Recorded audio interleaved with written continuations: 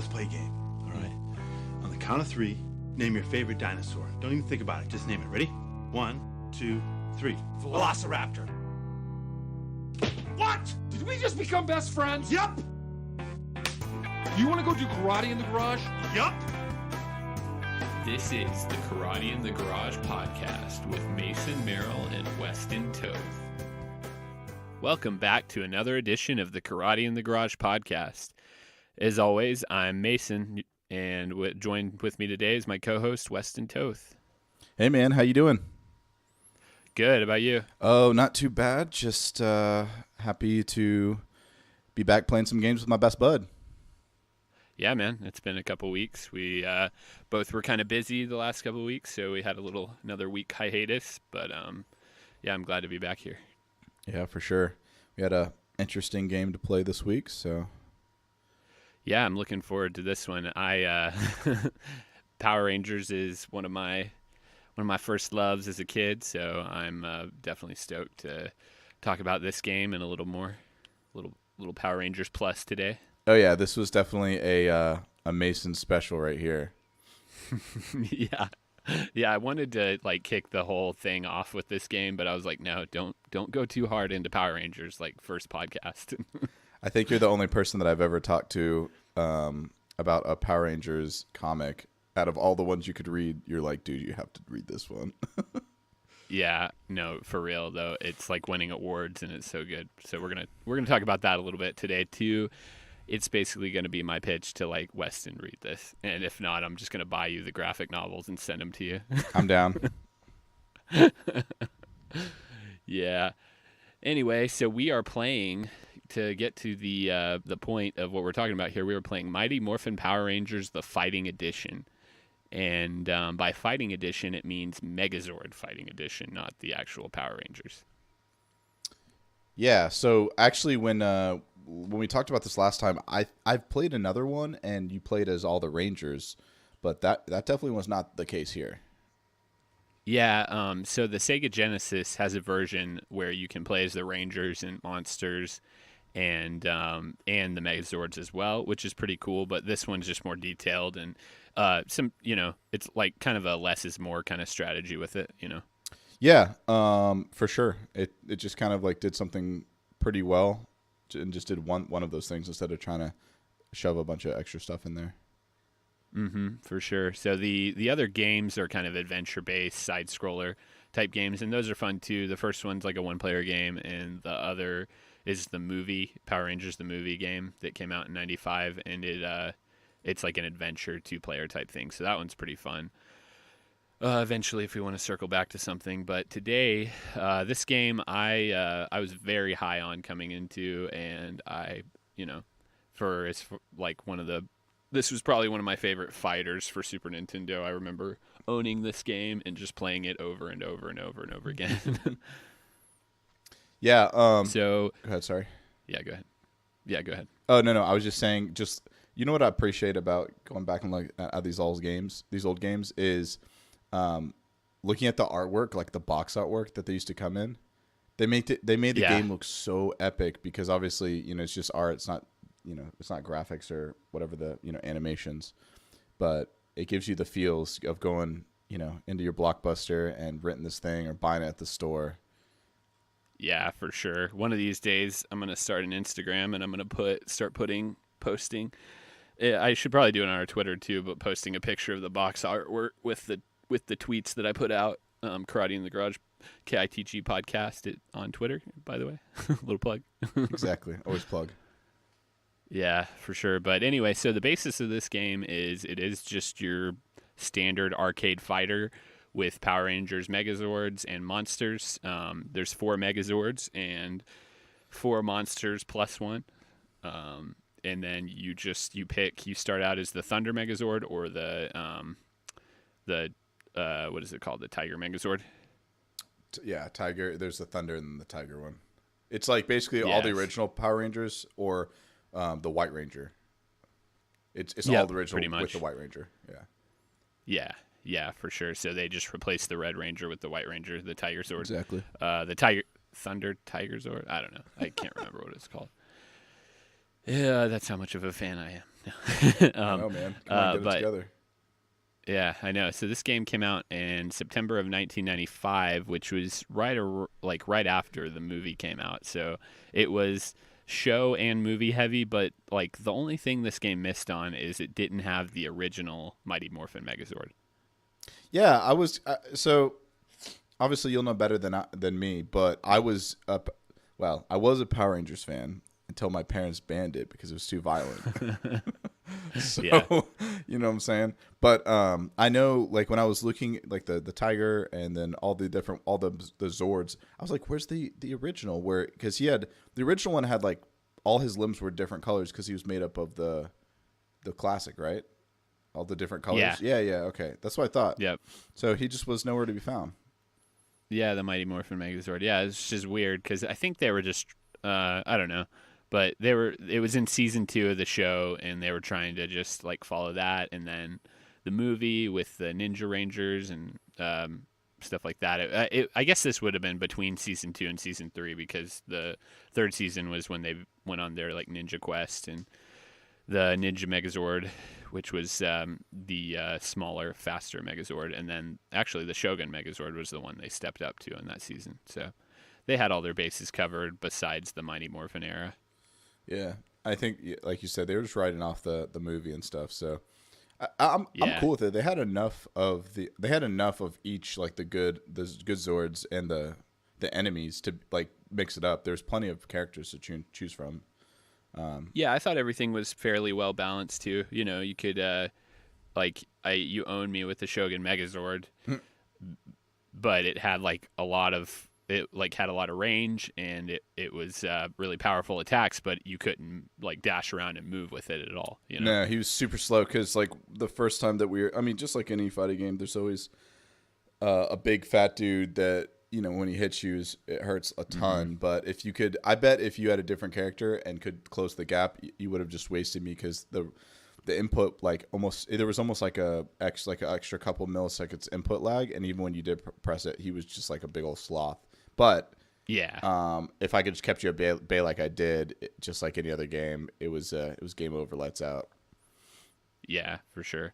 And then you kind of had like kind of 3 different classes, which were like the mid-range class, you know, which was like the Thunder Megazord and the Mega Tiger Zord, but they like the Thunder Megazord had great range and like a balanced amount of speed, and then the Mega Tiger Zord was like pretty fast, but had stronger attacks and shorter range. Yeah. And then you had like the Lipstick Girl. She was just like super fast and with shorter attacks, but very fast. And then on the monster side, and then Lord Zed, who was kind of like the shorter ranged, faster guy with like teleportation and things like that. And then the Ninja Zord that was just like a speedy little fighter, like kind of like I kept saying was doing like Kamehamehas and stuff. Yeah, he had a some lot of cool beam attacks. So that was the last match that we played, so the matches are just best out of 3, so 2 out of 3, which was nice too because which is cool. Just like, you know, like a lot of other games too, like 2 out of 3 always is nice because then you have the chance for revenge, and the third match is always super hype. But the Ninja one had a couple attacks where you know, he basically had upfront attacks, but he had like counter attacks where he like blasted and the ground would come up where he blasted and kind of like set like a little energy blast up. But that was cool. But there was also this vitality gauge, which I kind of understood what it did, but it was like basically like a power gauge, and instead of it like going up by doing something you do or the more you hit someone, it just automatically fills up and goes up and down during the battle. So it was kind of sporadic because sometimes you'd get like thunder and in the fight in a couple punches. Did you ever experience that? Yeah. Yep, exactly. And so the bar was like in 4 different tiers where it was always constantly filling up. And I guess if you landed an attack when the bar was full, it'd be heavier. Yes. It'd pack more punch kind of thing. But then it had tiers where it eventually just leveled out at like where it had like lightning bolts running through it. And then you could use your super attack, which we rarely did because we didn't really know how. I didn't know how to do it, at least. Yeah, very well. You had to be in that like the Thunderbolt, or like the top of the power level, and get the Thunderbolt symbol, and then you could do the super move. So it was super.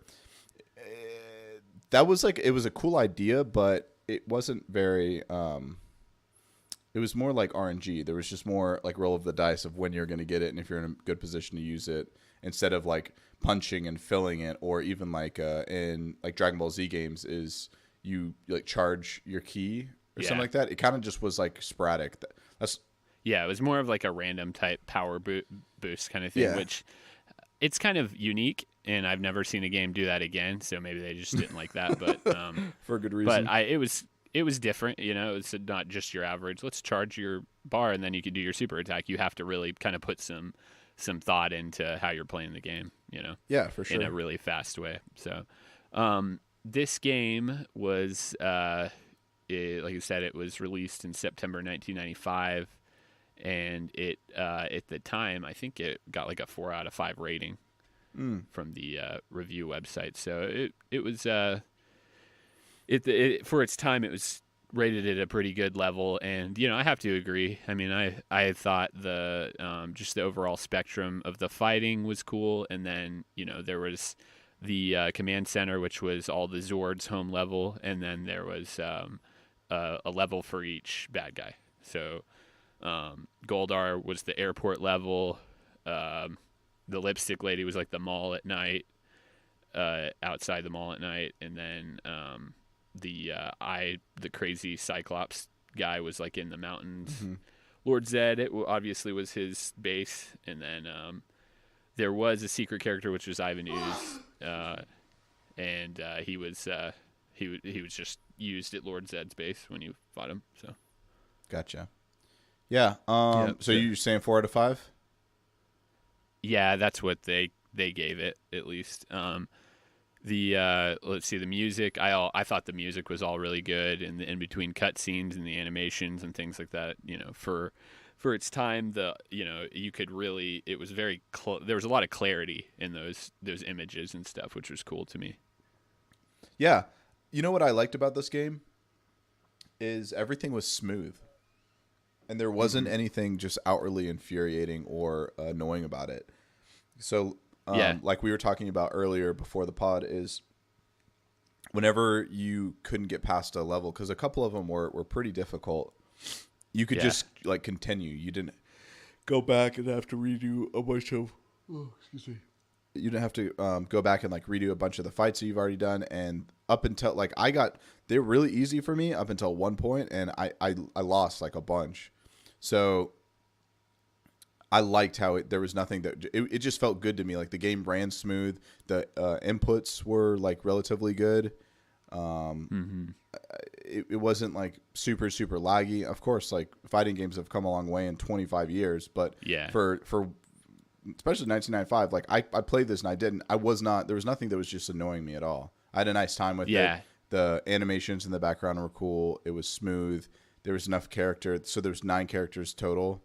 And, there's plenty of like diverse characters. Like a couple of them I played, I didn't like at all, and then I found like 2. I was like, oh man, if I played this over and over again, I probably would have played like these 2 or 3 characters. But which leads me to my point is, what is the replayability of this game for you? Yeah, I mean, unless you're like a huge fan, you know, probably, you know, I mean, I remember like playing it with my brother growing up, and we'd play it for hours and hours, and then like we get tired of it and not want to play it for like a long time, you know, just because it got pretty repetitive in the fact of just like you're fighting the same characters, and this is before the age of like tons of characters were built into a video game, and then after that you get DLC and things like that. So, probably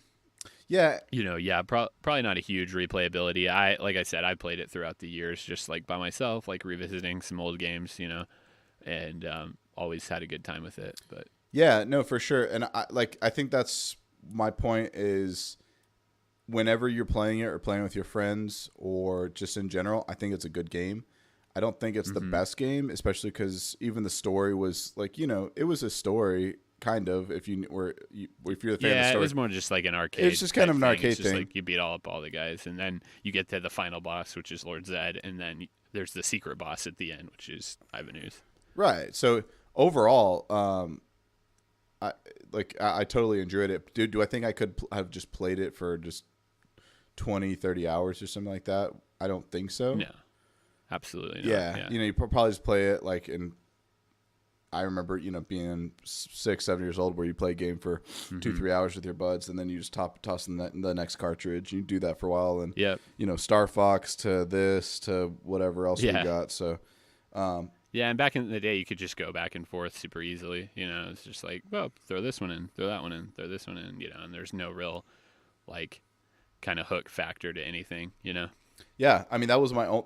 Probably if I was going to look at this, if it was 4.5 by everyone else, I would say like 3.5, just because the replayability isn't like super high, but everything else was good. Yeah. I had no other qualms. Everything else was enjoyable. There was nothing annoying about it. I just had a nice time with the game. So. Yeah, for sure. And I like the little details for the time on. You could clearly tell. Oh, that's that Megazord attached to the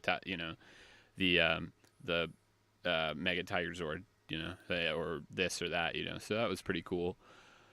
But yeah, overall, I thought the soundtrack was great. I mean, I was playing it during lunch today, and I was just bopping along with the soundtrack. It was pretty funny. My wife was laughing at me, but it's funny because there's 8 or 9 total fighters in the game, and there's 12 songs.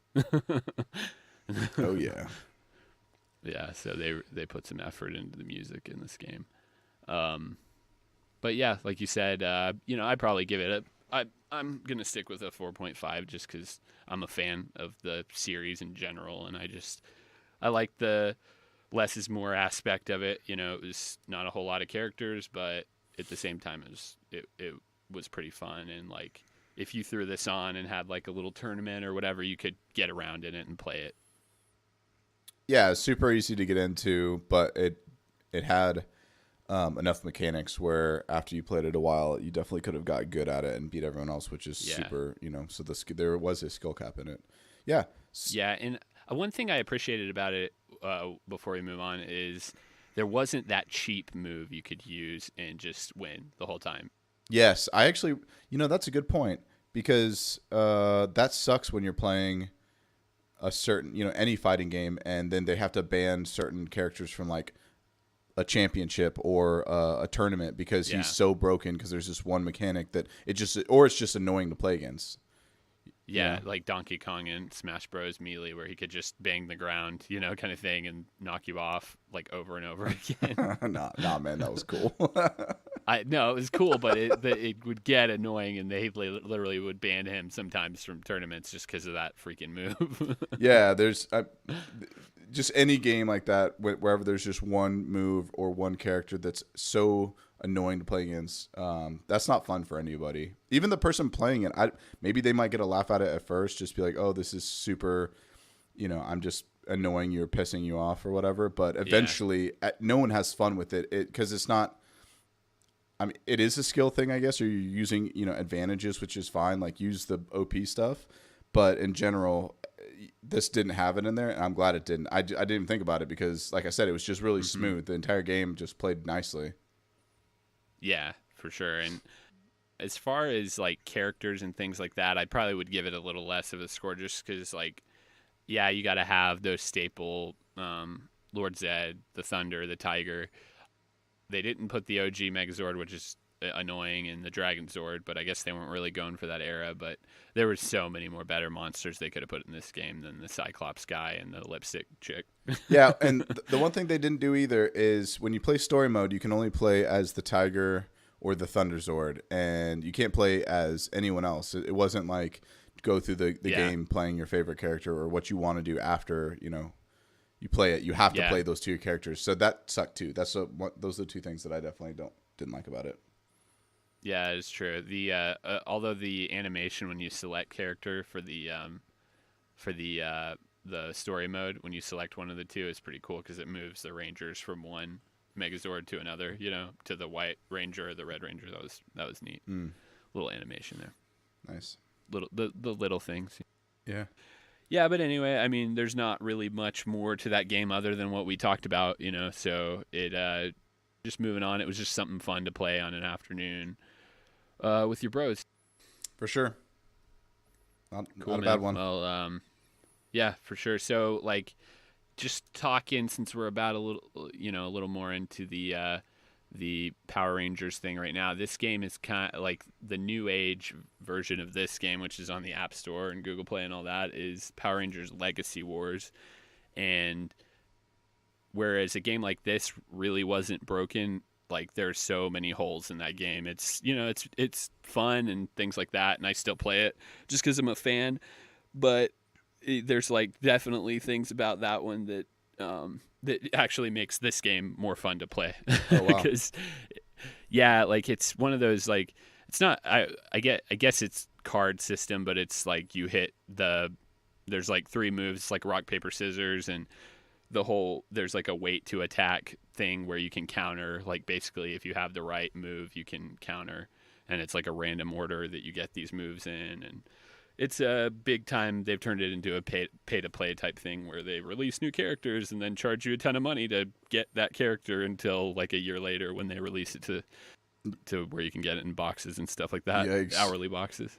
Yeah. So yeah, definitely like I wish they would come out like a new version of this Megazord fighting game or something like that for like a console type thing, because that game's the Legacy Wars is fun and everything, but it, like, I played like the crap out of it, and like I don't pay for the game to play it, so I'm just never gonna be good. I'm never gonna be good enough to like compete or anything. Yeah, I just wonder if there's like a big enough audience for that, like a real, like a PS4 or something like that game, because the fighting, that type of game is so hunkered down by Tekken, Yeah. Injustice, the Dragon Ball Z one. There's literally like 4 or 5 of them that just completely dominate, that space. So I just don't think that there's the audience for that if they're ever going to do that on a mobile. Yeah, for sure, pay to play. People like you who love the genre, but yeah, I just don't see it happening, unfortunately. Yeah, no, I agree with that. Although Hasbro has acquired Power Rangers now, so Ooh. it's no longer a Saban property. Nice. And Hasbro, they have plans for it, which is cool. So we'll see what happens in the next couple of years. But leading to the next Power Rangers thing I'm going to talk about, which is the comic books, and that's really where the gold is at right now. If you are looking to become a fan or want to read it, it's just a good comic. Like in general, good superhero, like good stories, good art is amazing, and they've kind of led it in a different direction from the series could ever take, just because you can draw anything on a paper, and you can't really, during that time you couldn't really produce this kind of stuff. So it's pretty cool. Basically the comic begins after Tommy the Green Ranger becomes good. Like he starts out as bad and under like Rita's mind control and stuff, and so it's like him adapting to the team, and then it turns into this other dimensional Tommy that's evil, that really just rocks the entire like universe of Power Rangers, and ends up bringing in every Power Ranger from every time and all this kind of stuff. And now it's just turned, like, that event is over, and it's turned into like this space pirate epic with totally different Rangers, which is cool. Okay, yeah. So are you talking about Go-Go Power Rangers or Mighty Morphin? Mighty Morphin. Okay. That was the one where it started. And Go-Go Power Rangers is just kind of a prequel. It's basically everything that happened from the day they became Power Rangers to now. Okay, because I'm looking at, because there must be 2 different artists that do these comics, because the Go-Go Rangers, it looks pretty cool. Like the art's all right. Yeah. But the Mighty Morphin, like I want to start. I actually will start reading these because the art is like. Please. It's really I good, need somebody man. to talk with them about. Yeah. I'm looking at it right now. Yeah, I'm like, are they different artists than Go-Go and Mighty Morphin, or are they the same? Yeah, they Mighty Morphin has cycled a few, and for Go-Go, it started like almost 2 years after Mighty Morphin, and it's drawn by a real popular artist named Dan Mora, And like that comic is so good too. Don't get me wrong, but the Mighty Morphin is more just kind of old school detailed drawings, which is cool. Yeah, they look awesome. Yeah, very much like this. But yeah, should definitely check it out because it's twists and turns, and it's really it's really a lot of fun to read. Like I like when I first got the first issue, I was like, man, this is so good. Like this is what we've been wanting for the last 25 years. So yeah, and they're really doing well with it. And the original writer, he ran for 32 issues on the comic, or 30 issues on the comic, and then they just switched writers, and the new direction it's taking is pretty good. So, but yeah, it's a lot of fun to read and stuff. So cool. Yeah, I'll check it out. Anyway. I said, definitely should. I cannot read comics unless I like the art. If the art style is down, then the comic is 50 times better, and I definitely like the art of this one, so I'll be willing to check it out for sure. Yeah, and it's cool because when they did this Shattered Grid event, which is where the evil Tommy comes and like shakes up the entire Ranger past and everything, they implemented a portion of that into like a really important portion of that into the Go-Go Power Rangers. So they kind of connected those events and everything too, which was really cool. Nice. So they've done a lot of really cool things with the series that the show has never been able to do, and it has at this point far surpassed anything that the show is right now. Nice. Yeah. So anyway, it's definitely cool. That's my 5 to 10 minute plug on the entire thing. But yeah, definitely really cool. And then there's another podcast I listen to that they have the writers of this comic on every month to talk about it and kind of break down what the writing and the direction was thinking on each issue, which is really cool as well. It's called Ranger Danger Podcast. So, yeah. Cool. Well, adds like another aspect of it all. Yeah. So it's pretty cool. Go check those guys out. Yeah. So just that's just moving on from that. Like, great game, great comics, stuff like that. Was there anything else like in the news that maybe thinking about talking about or whatnot? Yeah. So I know that this is just more fighting game stuff.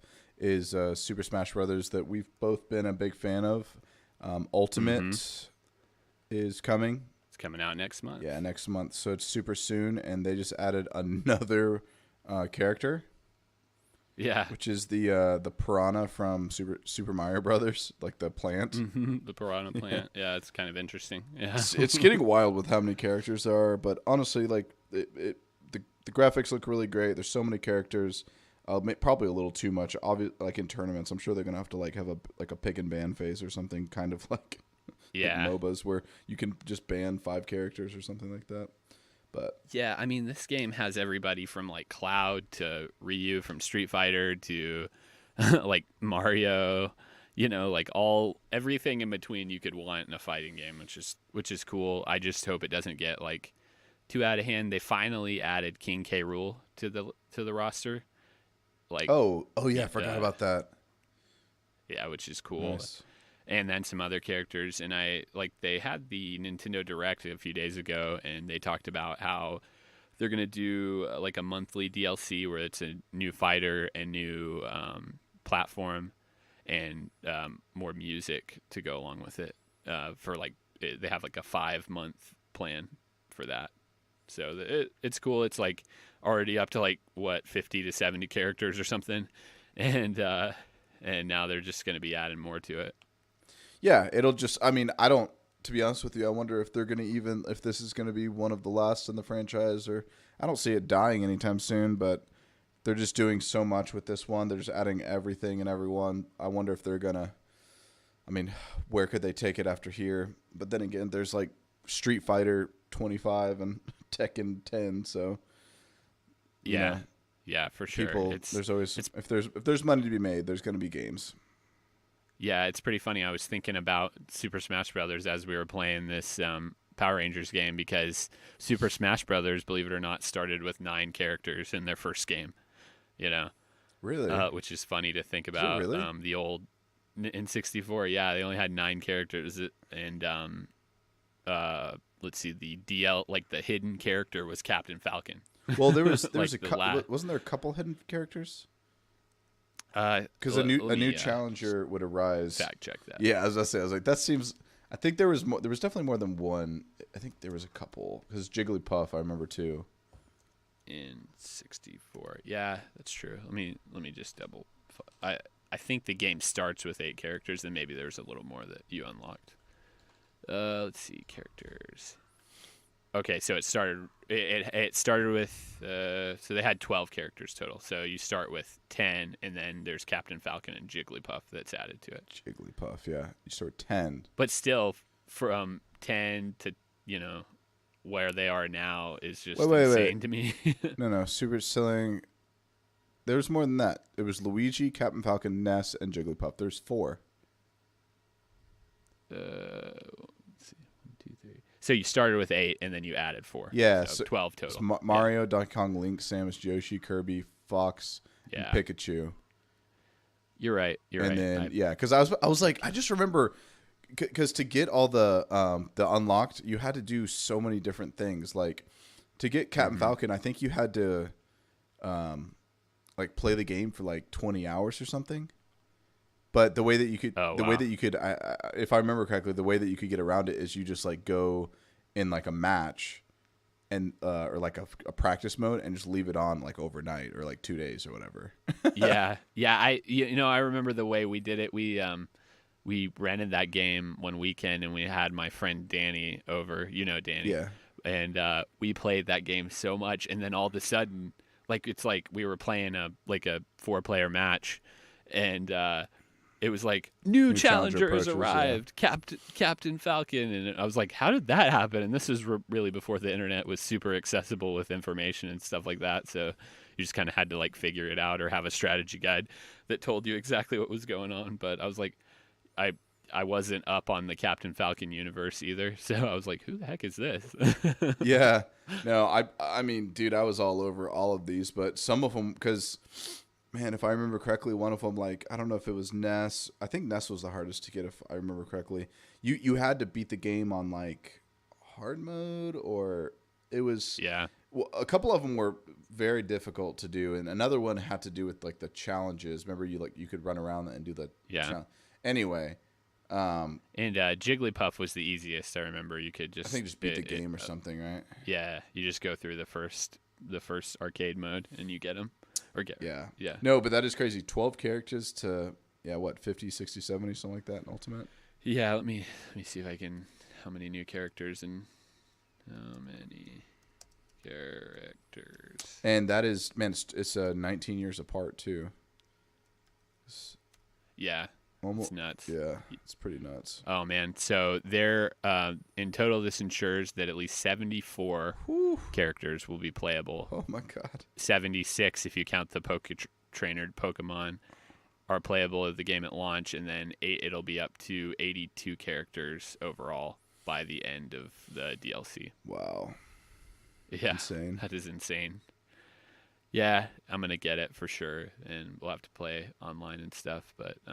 it's cool because they're like factoring in all the old stages too. I remember like when we were talking about it coming out, I was like, they better bring back Saffron City, like from Pokemon, like the skyscrapers and stuff. Oh yeah, dude. And so sure enough, yeah, it was great. It's all there. So looking forward to that. Cool. Yeah, so like that is coming next month, and next week actually, Pokemon Let's Go Pikachu and Eevee is coming out. Any thoughts on that? Yes. So I love Pokemon. I will get it. I know that I can speak for both of us. We both play Pokemon Go as casual players. Yeah. So this will just make me. I've been playing it pretty hard recently. Again? I play like every day now. Oh, okay. Yeah. So I played really hard a couple months ago, and then I do this every, like, I'll go really hard for like 2 months, and then I won't for a while. Yeah. But this will probably make me do Pokemon Go a lot more again, and then I'll get it and just kind of see what it's about. It's definitely a different one because there's no, like, you don't like battle your Pokemon to catch them. You just do it like Pokemon Go, which is spin your ball and just do it to it. Yeah, it'll definitely be interesting. And there's like a 2-player mode, which is cool. Like you can just get a 2-player, a person to tap into your adventure that you're playing, and you can kind of play together. So that's pretty neat. You can ride your Pokemon. Like, I mean, who hasn't want to ride their Arcanine, or like in the show, like Lapras just like rolling around? I know. It's going to be good. I know. That's awesome. And then it connects to Pokemon Go, which is cool. There's like you can't transfer any Pokemon from Let's Go to Go, but you can transfer them back to like a Poke Park in the console version of the game from Pokemon Go, which is cool. So I'm not 100% clear on how that's going to work. I don't even know if they know yet, but I mean, I'm sure they do because it's coming like next week. But well, like what it'll evolve into, they might add different features and stuff to it is kind of what I read. So yeah, I don't know about you, but in my part of the world, there is a ton of Pokemon Go players, active ones in Austin. So I'm sure they did this. I mean, everyone got Pokemon Go when it came out, and then it died off. Yeah. But still, like the hardcores, like people who it's pretty heavy. Yeah, it's like, still pretty heavy. Even here, I live in a small town, and I mean, we can definitely leave our Pokemon at gyms like overnight and stuff, which is cool because you can rack up like coins and stuff to buy things. But yeah, I mean, a lot of people actually play it around here as well. It's not as like raid heavy and things like that, just because people aren't in a place at one time a whole lot. But yeah, it's definitely still a big like sweeping the nation extravaganza type of thing, Yeah, for sure. I mean, I'm in a Discord with all of basically different areas of Austin, and there's people that are hardcore playing it and raiding every single day, like all over the city. Fun. So it's pretty cool. Yeah. So if it does obviously connect with that feature of it, or I don't know how they're exactly going to implement it, I think it'll be cool. Just having better graphics, just a more polished game, I'm definitely down with. I don't think... Yeah, for sure. I'm going to get it. I don't know if this is the Pokemon RPG that I really want, though. Like... Well, they're planning another one, like another like standard one. Exactly. So I think this is going to be like the graphic direction of the future they want to take, know, as far as like being a full-on 3D game, kind of thing. But like where you run around on a map rather than just like it's like a, kind of like a map overview type based game. But yeah, so I'm definitely looking forward to this one and just seeing how it is. And like, I'm not even clear on what the battle situation is, or if you can battle in it or anything like that. I think it's more just like a Pokemon Go type adventure, catch your Pokemon, revision of the original Red and Blue and Yellow games. Yeah, I don't know. I haven't even researched it that much. I just know that it's coming out, and I'm gonna buy it and see what it's all about. Yeah, just check it out. Which version are you gonna get? Because I'll get the other one. Man, I don't know. I was gonna ask you that actually. Is there one that you want more? Not really. I don't care. Like I'm good either way. So if you want Pikachu, grab it, and I'll get Eevee. I love Pikachu. I'm good. Or Eevee is like one of my favorite Pokemons as well from the original. So I don't know. We'll see. We'll see. Yeah, just let me know what you get, and I'll fall in line. Because I'm not gonna get it at launch. I'll get it in a few weeks. Just don't have things like readily available like a GameStop to me like every day. So dude, that's what Amazon Prime is for. What are you talking about? Yeah, for sure. I should order it, but I probably won't. Let's be honest. Okay. I'll wait till I can get it pre-owned or something for like $20 off. Dude, I've been so busy that I haven't even finished Spider-Man, so we don't even need to talk about getting into a new game right now for me too. So maybe we'll just both wait until. The problem is if I wait any longer and don't like finish anything in December, then Kingdom Hearts will be in January, and I'm not going to be playing anything and then your else. Life is just wasted. Yeah, I'm not going to be playing anything else. If whatever's not finished by January, I'm completely going to devote probably, you know how it goes, 40 hours, 60 hours to Kingdom Hearts. Because I think the game is massive, number one, but number two is if you're just enjoying it and, running around doing some side quests, it's playing like every little piece of the game. Like, oh yeah. We do with these games when we play them, it's just it's definitely exciting. And they actually, with that in mind, I saw a tweet where they released that the entire Big Hero 6 voice cast is signed on. Yeah, or is it going to be in the game? It's going to be voicing their own characters, which is cool. Oh, really? That's cool. Yeah, yeah, yeah. They announced that today. Like all of them are coming back. Fine. Like yeah, like all those guys are gonna be in it. So that's pretty neat. I showed like the picture. My son, he's really into Big Hero 6 right now. We just got him like these little Big Hero 6 figures with like a storybook that came with it and stuff, and he's like all addicted. So he's gonna love it. I can't wait. Nice. That's very cool.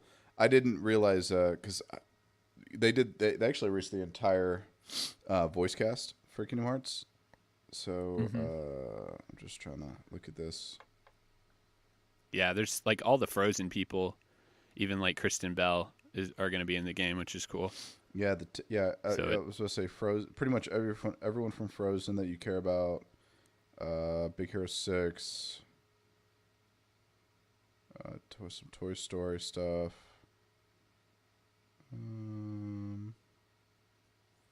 Yeah, I don't see any. Is Haley Joel Osment going to play Sora still? Is he signed on? Yeah. Okay, good. Yeah, all the main guys. I don't think. It's just all the extra stuff, right?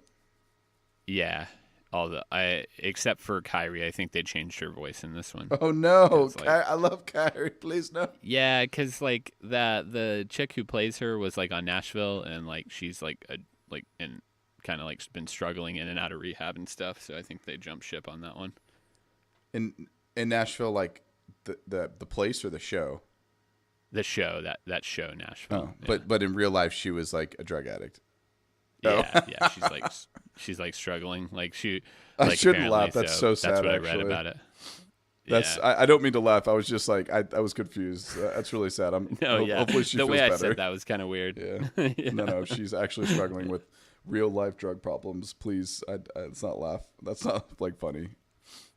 Hopefully she gets better. I'm pretty sure Disney just doesn't want any part of anything that's going to be controversial right now. So yeah, for sure. But yeah, anyway, so that's pretty exciting, and I can't wait for Kingdom Hearts. Like you said, it's going to own my life. I'm glad like all the Spider-Man DLC is going to come out before January. Yeah, or before Kingdom Hearts, because I'll be able to like really finish that game. So I still haven't played the most recent DLC, but we've talked about Spider-Man on every show, so I'm not going to go down that rabbit hole. Let's give it a rest.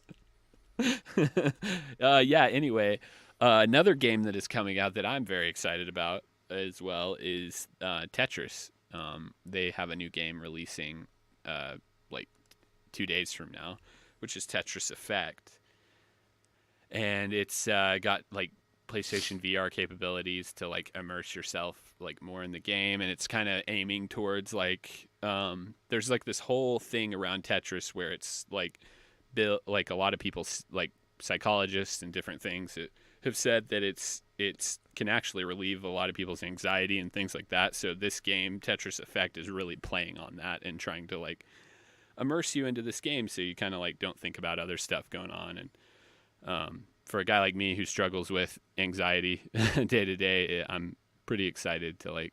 I used to play Tetris, as you know, a lot as a teenager and stuff, which was cool. So, yeah, I was looking at the article about that you're referencing about anxiety and how Tetris, and it's basically helping people getting into a state of flow. And if you read any books on psychology and getting in a state of flow. So a lot of people do it like when they play music or exercise. It just can be a lot of different things, but it helps you get in this state. And when you're in that state, it really helps your mind and get away from anxieties and stresses and feeling depressed and stuff like that. So it makes sense. This game is gorgeous. It looks insane. Like it looks incredible. It looks like it reminds me of another game that I feel like, I don't know, like maybe PS3. It was another very, very similar game. It's a gorgeous game. Anyway, I've played Tetris before. I like it, but you've always been the one that's played a ton of it. I would definitely be down, depending on how much this is. It's like $40, but I think PlayStation's even rolling out a discount on it for like $35 right now. Like I said, with all these games, I probably won't get them right at launch, but by like Christmas they'll be they'll be like 50% off. So I'll pick it up then. Yeah, if it's like I mean, I'd definitely pay like $20-$25 for a fancy Tetris, especially if it, kind of did make you get you to a nice state or like frame of mind or something like that. So it looks gorgeous. I'm definitely down to play it, or would be to try it, especially in VR. I know that you have a VR headset, Yeah. so I think it'd be cool to kind of immerse yourself in that state, to just kind of lay back and Yeah, enjoy there's it. some different VR stuff that is built sort of in that way to like help your anxiety and things like that. And I it's like a couple of things are just like scenes, or you can like walk around and like by a campfire in the cold night, or Really? like you're sitting on a mountain looking out at like hearing the wind blow and next to a campfire, or you're next to the beach hearing the waves, kind of stuff like that, which is cool. So, and I've definitely like done those type of things, and when you just kind of like you said, get with your thoughts and want to escape into something that just like totally almost like virtual reality, like what they're trying to accomplish here, it's pretty cool. And so I'm definitely excited because I like you were saying, I'm a huge Tetris fan, and I like played a ton of it like from like 16 to like 24 or something. I played Tetris all the time, and it's kind of like my airplane game now. I play it when I'm on a plane, but I'm definitely excited to play another console game with it. Yeah, no, it's like this game looks like a piece of art, and Yeah. I would definitely play it for that. Yeah, that's what they've been trying to aim at. They announced it back at E3, and I saw that. I was like, this is so exciting. But yeah, I definitely agree. It was that NPR article about, like you were talking about getting your mind into flow and things like that, and I can really see how it can do that, because you can play it. And the cool thing about Tetris nowadays is you can play it at the pace you want to play it. You can play it really fast, really crazy, or you can just start out really slow and just kind of work your way up, So it's pretty cool. Yeah, absolutely, I'd be down. Yep. Well, anyway, dude, we've gone for about 45 minutes, and I think we've covered some pretty cool stuff. So Yeah, dude, excellent. Definitely got to talk a lot about what we wanted to. A lot of good stuff coming up, and I don't know what we want to play next. We actually didn't even talk about that beforehand. I know this is a live conversation about what we're gonna play next. So Probably just I deciding something Yeah. on Genesis or whatever else is next. Yeah, let's pull up Genesis. I've kind of like picked the last few, so I'm gonna let you take it away with. Oh man, don't make me make with- real life decisions. I know this has always been a problem with us. Let's see, Sega Genesis.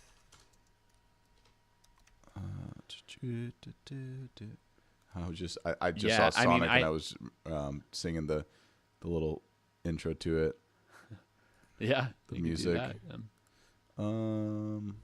We just did a fighting game. I was gonna say we could play Mortal Kombat, but just did that one. Yeah, let's try something different. We'll get to that one before we leave the Genesis platform. where Oh can man, we even, should play Aladdin. Aladdin. Okay. Yeah, or That's cool. Toy Story would be dope too. Did they have that for Genesis? I don't think I ever played that version. Aladdin? No. Toy Story. Toy Story. They did. Actually, it's for Super Nintendo. It's not for Genesis.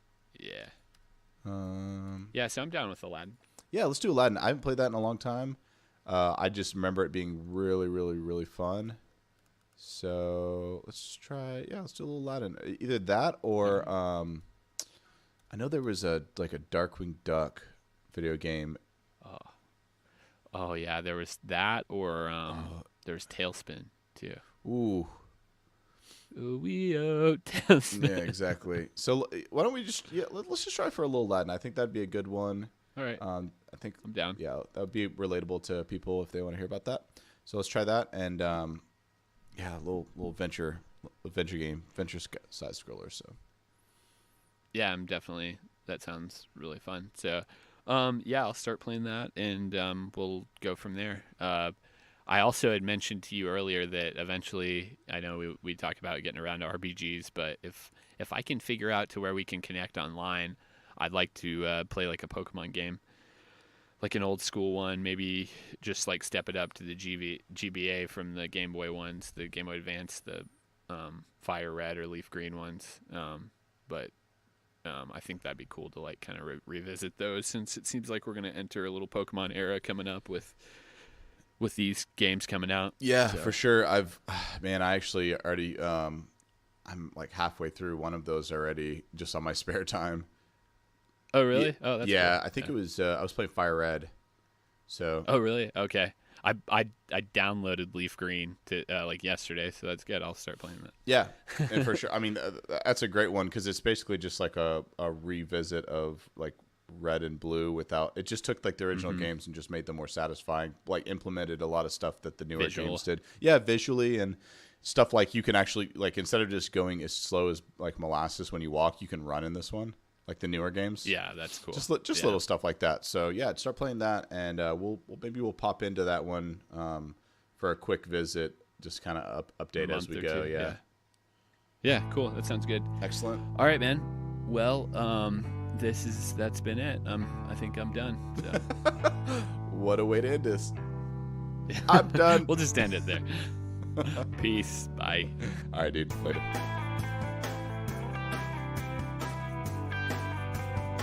Thanks again for listening. If you'd like to send us a message, you can email us at kitgpodcast@gmail.com or tweet us at kitgpodcast on Twitter.